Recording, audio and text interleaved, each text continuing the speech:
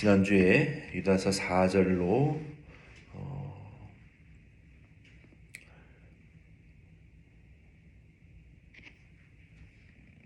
7절 말씀을 통해서 유다서 4절로 7절 말씀을 통해서 거짓 선생들의 첫 번째 특징에 대해서 우리가 이 말씀을 들었습니다. 그리고 그 거짓 선생들이 받을 하나님의 징계에 대해서도 말씀을 우리가 들었습니다. 이 거짓 선생들의 특징이 4절로 16절에 네 가지로 기록이 되어 있어요. 지난주에 우리가 함께 들었던 이 거짓 선생들의 첫 번째 특징은 이 누룩과 같이 은밀히 들어오는 자라는 특징을 우리가 말씀을 통해서 들었습니다. 그래서 그 네 가지의 거짓 선생들의 특징 중에 첫 번째는 이 누룩과 같이 은밀히 들어오는 자들이라고 말씀하셨어요. 그러니까 누룩이라는 것은 아주 작은 분량이지만 그 전체를 그 덩어리 전체를 이제 발효시키는 그런 영향력을 미치고, 그리고 작지만 커뮤니티 전체 혹은 가정이나 교회나 국가, 심지어 그 한 단체를 전체를 아주 소량의 누룩으로 썩게 만드는, 그리고 은밀하게 이게 들어갔는지 안 들어갔는지 모를 정도의 아주 소량이거든요. 그 작은 분량이 한두 사람으로 인해서 그 교회 전체를 이 부패하게 만드는 그런 은밀히 들어온 누룩과 같은 자들이라고 말씀했어요. 그래서 그런 거짓 선생들은 어떤 역할을 합니까? 첫째는 4절로 6절 말씀해 보면은 사람을 타락시켜요. 특별히 어떤 타락을 시키냐면 돈에 대해서 타락하게 만들고, 그리고 음란한 이 죄를 짓게 만들고, 혹은 육체의 정욕을 자극시켜서 그 육체의 그 정욕을 자극시키고 욕심을 부려서 결국은 타락시키게 만들어요. 그래서 그 육체의 소욕을 추구해 나가도록 만들어요. 그래서 죄를 지어도 괜찮다. 죄는 육신이 짓는 거지 구원받은 영혼은 아무 관계가 없으니까, 우리 죄는 이미 다 용서받았으니까 육체의 죄는 아무리 지어도 괜찮다. 이런 이원론적이고, 그리고 또 이 구원파들이 말하는 그런 잘못된 이 죄를 타락시키는 죄를 짓게 만들거나, 그리고 우리의 대주제이신 예수 그리스도를 부인하는, 어떻게 가르치든 결국은 예수를 부인하고 그 자리에 자신이 올라가 있게 되는 이런 이 하나님의 교훈을 변질시키고 타락시키는 이 누룩과 같이 은밀히 들어온 자들이 이 거짓 선생들의 이 특징입니다. 그래서 어떤 유명한 분이 됐던 간에, 어떤 명성을 가진 분이건 간에 우리 육체를 타락시키고 죄짓게 만드는 분의 가르침은, 그거는 성경은 거짓 가르침이라고 말하고 있어요. 어떤 권세와 유명한 능력을 가진 분이라 할지라도 예수를 부인하는 분들, 그리고 그 예수의 자리에 자신이 올라가 있거나 그 예수님의 자리에 예수 외에 그 어떤 것을 올려두려고 하는 가르침은, 그건 거짓 가르침이다. 우리는 그것에 일시라도 우리가 귀를 빌려주고 그들의 가르침에 동참해서는 안 된다는 것이죠. 두 번째로 이 네 가지 특징 중에 두 번째 거짓 선생의 특징은 8절로 10절 말씀해 보면은 한 구절로 말하면은 비방하는 자예요. 그러니까 첫 번째 특징은 누룩과 같이 가만히 들어온 자라 그랬잖아요. 그 특징은 뭡니까? 대놓고 하지는 않아요. 숨어서, 누룩과 같이 은밀하게 숨어서 진리를 변질시키고 타락시키는 이 숨어서 하는 자들이 첫 번째 특징이고, 두 번째는 이제는 대놓고 해요. 그게 뭡니까? 비방하는 이 특징이 있어요. 비방하는 자들이에요. 우리가 정치에서도 네거티브 전략이라는 게 있는데, 그게 이제 좀 소위 통하는 전략이거든요. 상대방을 부정적으로 계속 깎아내리는 거예요. 그러면 그렇게 생각하지 않았던 사람들도 그 부정적인 말을 계속 듣다 보면, 노출되다 보면 진짜 그런 것 같네 하고 그 사람을 찍어주지 않는 이 네거티브 전략이 선거 때마다 온 세계에 등장합니다. 그래서 상대방을 계속 비방하는 거예요. 무슨 꼬투리를 잡아서라도 계속 비방하다 보면 듣는 사람들이 아 진짜 그러네, 이 사람 몹쓸 사람이네, 이렇게 인식이 변화버린다는 거예요. 그러니까 이 전략이 결국 누구에게서 근본적으로 온 것이냐면 이 마귀에게 온 거예요. 마귀는 네거티브 전략을 잘 씁니다. 비방하는 이 본질이에요. 그래서 그 마귀의 이 선동을 받는 거짓 선생들도 네거티브 전략을 쓰는데 이 대놓고 공격해요. 8절 말씀에 보면은 그러한데 꿈꾸는 이 사람들도 그와 같이 육체를 더럽히며 권위를 업신여기며 영광을 비방하는도다. 이 꿈꾸는 자들, 이 거짓 선생들은 이 꿈꾸는 자들인데 허황된 꿈을 꾸는 자들은 이 거짓 선생들은 허황된 꿈을 꾸는 자들처럼 하나님의 말씀이 아닌 자기의 생각과 상상을 대동해서 사람들을 유혹하고 육체의 쾌락을 부추기고 또 하나님의 나라인 천국이 아니라 천국은 없다, 이 땅에 지상 천국을 만들려고 하고 그리고 교회를 파괴하기 위하여 가십거리로 만드는 자들이에요. 그러니까 교회 안에 이런 분들이 꼭 있어요. 보면은 이렇게 보면은 이 교회의 그 권위와 질서를 은근히 대적하고 비방하는 사람들이 있어요. 교회의 질서를 무시하고 교회의 권위를 해방하는 자들이 있어요. 뭐 불만을 가지고 이게 좀 삐딱한 태도로 이래서 불만이 있고 또 저래서 불만이 있고 이래서 마음에 안 들고 저래서 마음에 안 드는, 그게 바로 영광과 권위를 해방하는 자의 태도예요. 그 삐딱한 태도. 하나님이 세우신 교회의 질서를 하나님이 주신 그 복음의 영광을 자꾸 이렇게 가리게 되는 거예요. 자꾸 이렇게 스크래치를 내는 거예요. 자신들은 그것을 잘한다고 할 줄은 모르겠지만 성경에서 하나님의 입장에서 봤을 때는 하나님의 영광을 자꾸 스크래치를 내는 거고 하나님이 세우신 권위와 질서를, 복음의 영광을 자꾸 가리우는 행동을 한다는 것을 자신들은 모르고 하더라고요. 그것이 결국은 하나님의 영광과 권위와 질서를 무너뜨리는 태도라는 거예요. 그리고 우리가 절대로 하지 말아야 될 말이 있는데 이 교회를 무너뜨리는 말을 우리가 해서는 안 되는 거예요. 그리고 그 상대방을 이렇게 좀 무너뜨리는 말을 우리가 또 해서는 안 되는 거예요. 부분에 잘못한 게 있을 수 있죠. 실수한 게 있을 수 있어요. 그게 목사건 성도건 잘못한 거 있을 수 있고 실수한 거 있을 수 있어요. 그러나 교회는 그 사람을 무너뜨리고 해코지 하는 그런 말을 우리가 해서는 안 되고, 그럴지라도 하나님 앞에서 그분을 세워드리는 말을 해야 되는 거예요. 그분이 다시 하나님의 은혜와 영광과 권위 앞에 나아갈 수 있는 말을, 도와줄 수 있는 말을 해야 되는 거예요. 내 남편이 하나님의 은혜와 영광 앞에 다시 세워질 수 있는 말을 해주시고, 여러분의 아내가 하나님의 은혜와 영광 앞에 다시 세워질 수 있는 말을 해주세요.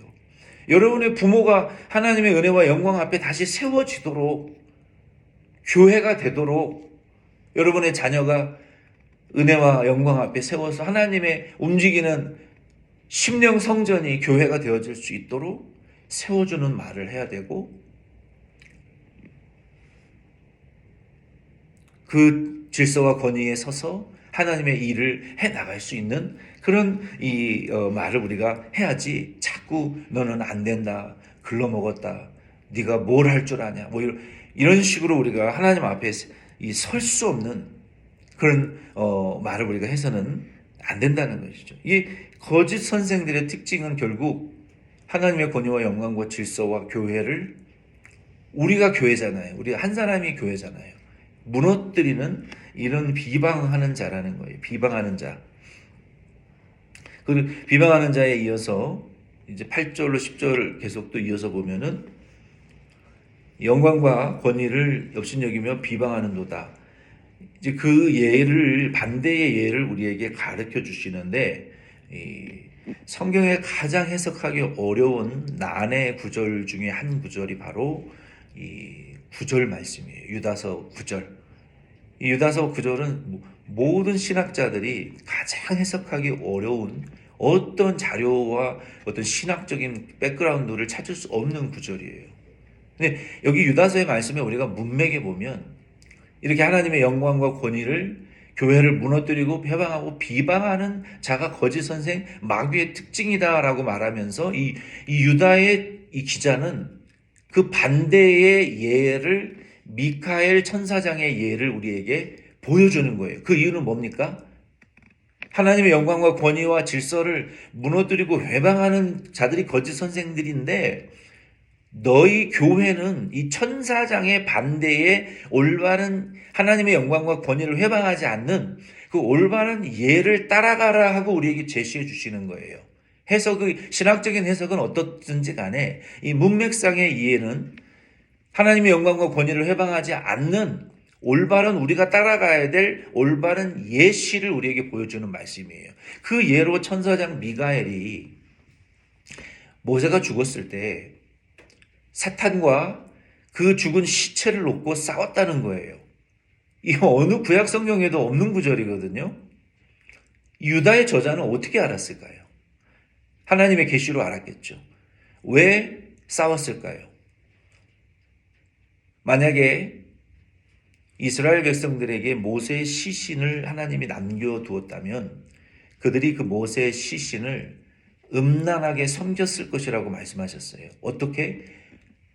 그들이 금송아지를 만들었던 것처럼 모세의 시신을 하나님보다도 더 높이고, 그 죽은 모세의 시체에 하나님의 구원이 있는 것처럼 그 시신을 앞에 놓고 하나님처럼 섬겼을 것이다. 우상처럼. 그래서 하나님께서 천사장 미카엘에게 시켜서 그 시신을 사람들의 눈에 보이지 않게 완전히 없애버려라. 아예 찾을 수 없도록 숨겨버려라.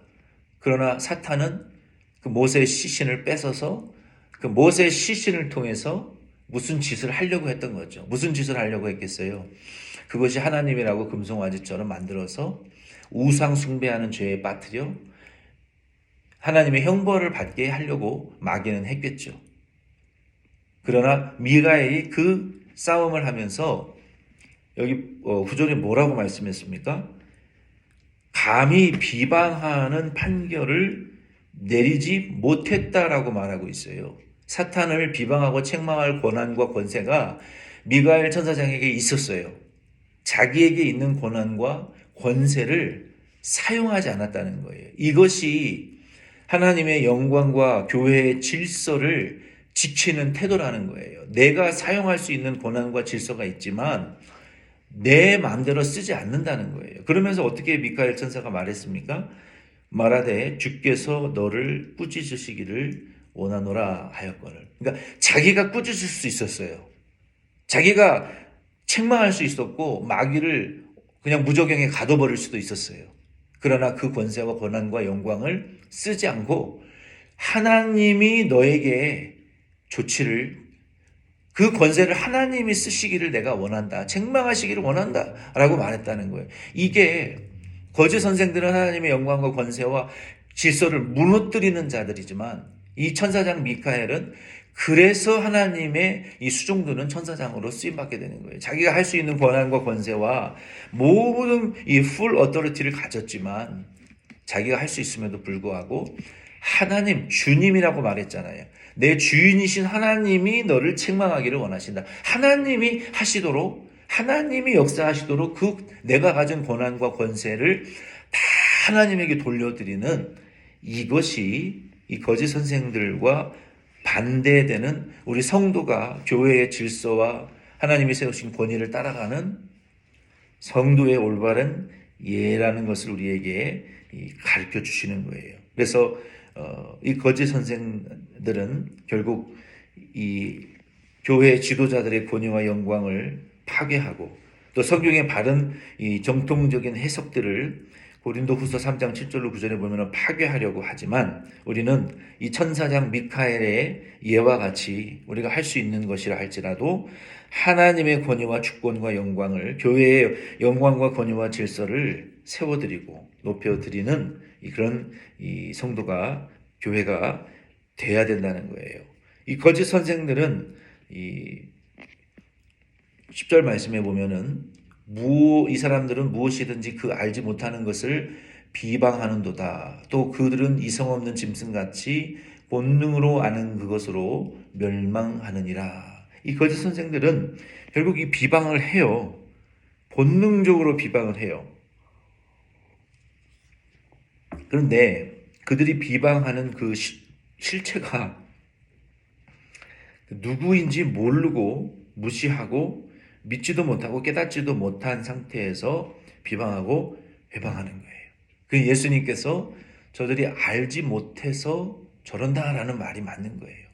이 거짓 선생들은 이 마귀의 선동을 받은 자들이기 때문에 하나님을 안 믿어요. 그러니까 하나님이 누군지 모르고 깨닫지도 못한 채로 막 비방하는 거예요. 마치 우리가 그 짐승, 예를 들어서 우리 개가 이성이 어디 있어요? 영혼이 어디 있어요? 개는 이성도 없고 영혼도 없습니다. 그냥 이 정신, 감각이 있을 뿐이에요. 자기 주인 옆에 오는 이상한 사람들, 스트레인저에 대해서는 개가 어떻게 해요? 막 짖잖아요. 왜 짖습니까? 내 주인에게 가까이 오지 말라는 거죠. 나 무섭고 내 주인을 보호해야 되니까 너는 오지 말라고 짖는 거예요. 개는 이유 없어요. 영혼도 없고 이성도 없이 모르고 그 사람이 대통령인지 홈리스인지 한국 사람 이방에 몰라요. 그냥 내 주인 곁에 오지 말라는 거예요. 싫으니까. 냄새도 싫고 냄새도 싫고 모르는 사람이니까 당신 누군지. 우리 마찬가지로 이 거짓 선생들, 하나님을 믿지 않는 모르는 사람들도 마찬가지예요. 하나님이 누군지 모르고 그냥 비방하는 거예요. 모르고 깨닫지 못했고 믿지 못하는 상태에서 그냥 본능적으로 이성 없는 짐승과 같이 짖고 대적하는 거예요. 비방하는 거예요. 그래서 결국은 믿지 않고 깨닫지도 못한 상태로 비방하는 자들은 믿음이 없는 그들의 그 본능적으로 비방하고 믿지 못하고 대적하는 그 본능 때문에 결국은 믿지 못했기 때문에 자기 육체의 욕심과 자기 중심적인 신념과 상상으로 인생을 살아가는 자들은 결국은 하나님의 구원의 길을 알지도 못하고 비방하는 이율배반적인 자들이고 위선적인 자들이에요. 그래서 믿지 않았기 때문에 결국은 믿지 않는 자들의 결국 영혼의 구원을 받지 못하는 결과에 이르게 된다는 거예요. 그래서 우리는 하나님이 세우신 권위와 주권, 이 권위와 주권 안에는요, 하나님의 권위와 주권과 질서가 기본적으로 들어가 있습니다. 그리고 세상이 하나님이 세우신 교회의 질서와 권위와 영광이 들어가 있어요. 그리고 세 번째는 우리가 살고 있는 이 국가의 영광과 권위와 질서가 들어가 있습니다. 그래서 악법도 법이에요. 하나님이 세운 악한 대통령도 정치인들도 하나님이 세운 주권과 권위와 질서예요. 그 권위와 질서와 주권을 해방하고 대적하고 데모하고 폭동을 일으키는 그거 분명히 성경은 범죄라고 말하고 있어요. 비방하는 것도 마찬가지예요. 우리의 주권은 하나님이 그를 책망하기를 원하신다라고 했던 미가엘 천사장처럼 우리는 하나님이 이 악한 대통령이 됐으면 정권을 잡았으면 하나님이 다스리시기를 원합니다라고 기도하고 우리는 그들의 통치에 순종할 수밖에 없어요. 그것을 폭동을 일으키고 대적하고 끌어내리려고 하는 것은 하나님의 방법이 아니에요. 그러한 태도는 국가에서도 마찬가지이고 교회에서도 마찬가지예요. 담임 목사가 잘못할 때 비방하고 회방하고 끌어내리려고 하는 거, 그거 잘못된 거예요. 하나님, 담임 목사에게 은혜를 더 주시고 목사님에게 하나님 감동하셔서 하나님이 담임 목사님을 깨닫게 해주시기를 원합니다 라고 기도할 뿐이지, 부모, 가족, 자녀도 마찬가지. 부모가 마땅하지 않을 때 하나님, 우리 부모님에게 은혜를 주시옵소서, 우리 부모님의 하나님 큰 사랑을 베풀어 주시옵소서, 하나님이 깨닫게 해 주시옵소서. 내 남편도 마찬가지고 아내도 마찬가지고 이 하나님이 세워놓으신 권위와 질서와 영광을, 그거를 회방하고 반대하고 무너뜨리고 뭐 뒤집어 엎으려고 하는 이런 모든 행위들은 그거는 마귀적인 것이고 하나님 좋아하시지 않는 거라는 것은 우리가 기본적으로 우리 기도하시는 분들은 아셔야 돼요. 그것은 올바르지 않은 방법이에요. 하나님의 일하시는 그 방법이 결코 아닙니다. 우리는 이 미가엘 선자장의 태도와 같이 내가 할 수 있는 모든 질서와 권세와 영광과 고난을 가지고 우리는 하나님의 영광과 권위와 질서를, 복음을, 교회를 세워드리는, 하나님이 일하실 수 있도록 도와드리는 저와 여러분 되기를 바랍니다. 이 마지막 일에 대해서 제가 이렇게 적어왔어요. 그들로 하여금, 그들은 거짓 선지자들, 마귀죠. 당신의 손에 들려있는 그 믿음의 금잔에 그들로 하여금 독을 부을 기회를 허락하지 말라. 우리의 이 믿음의 금잔에 우리가 이 마귀의 비방하는 자의, 거짓 선생들의 이 비방하는 자들의 태도를 우리가 받아들이면 내 든 믿음의 금잔에 독을 들어붓는 기회를 주는 것이 된다는 거예요. 결코 그 기회를 허락하시지 않는 저와 여러분 되기를